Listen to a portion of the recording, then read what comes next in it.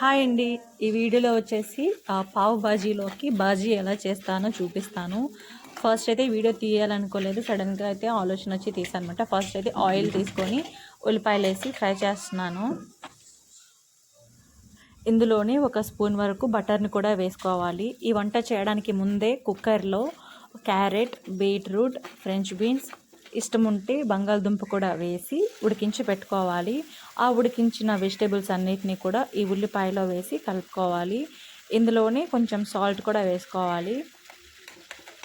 ఒక 5-6 నిమిషాల పాటు ఇది ఈ విధంగా కలుపుకుంటూ కాసేపు దగ్గర అవ్వనివ్వాలన్నమాట.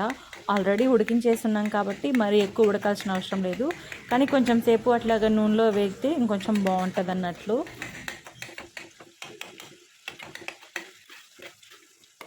ఇందులోనే కొంచెం సాల్ట్ కూడా వేసి కలుపుకోవాలి.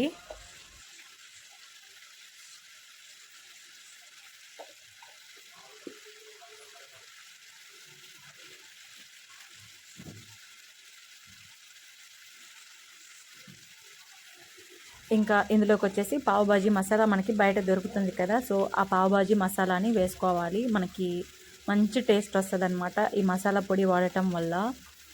ఇందులోనే కారం కూడా వేస్తున్నాను. కావాలి అంటే ఒక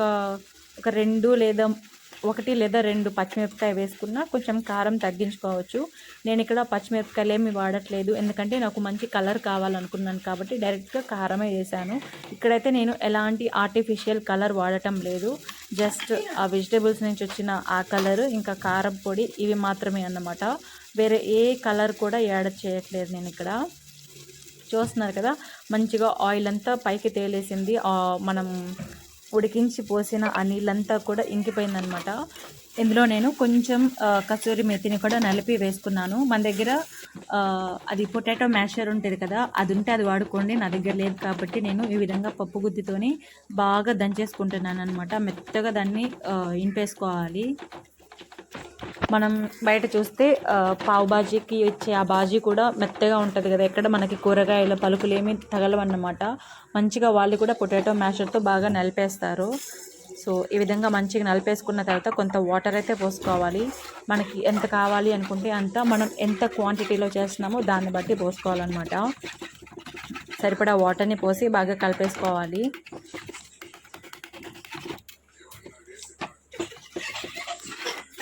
బాగా కలుపుకున్న తర్వాత ఒకసారి టేస్ట్ చూసి సాల్ట్ సరిపోకపోతే సాల్ట్ మళ్ళీ యాడ్ చేసుకోవాలి.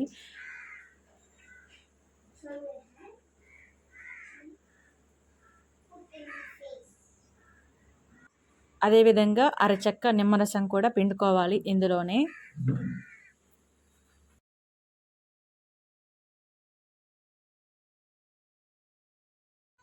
ఈ విధంగా పోసిన నీళ్ళంతా కూడా ఇంకిపోయి కొంచెం చిక్కగా అవుతుందన్నమాట, గ్రేవీ లాగా. సో ఇలా ఉన్నప్పుడు ఆపేసి కొత్తిమీర చల్లేసుకోవాలి.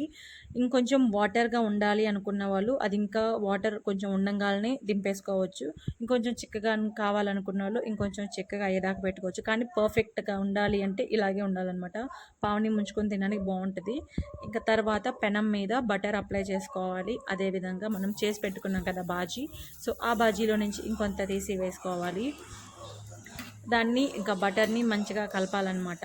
ఆ బాజీని బటర్ని ఒకసారి అట్లా కలుపుకొని ఇంకా మధ్యలోకి కట్ చేసి పెట్టుకున్న పావుని దానిపైన వేసి 2 వైపులా మంచిగా రోస్ట్ చేసేసుకోవాలి. అంటే మంచిగా కాల్చుకోవాలన్నమాట, రోస్ట్ కాదు, 2 వైపులా మంచిగా కాల్చి పెట్టుకోవాలి. ఒకవేళ మీకు కనుక ఇలాగ పావు కనుక దొరికితే ఖచ్చితంగా ఈ రెసిపీని ట్రై చేయండి. ఖచ్చితంగా మీకు నచ్చుతుంది, నిజంగానే బాగుంటుంది. బయట కొనాలి అంటే ఒక్క ప్లేట్ వచ్చేసి 200 అట్లా ఉంటుంది అనమాట. మనం ఇంట్లో చేసుకుంటే ఇంట్లో అందరూ హ్యాపీగా తినొచ్చు. ఈ వీడియో మీకు నచ్చితే కనుక లైక్ చేసి ఛానల్ని సబ్స్క్రైబ్ చేసి వీడియోని షేర్ చేయండి. Thank you for watching.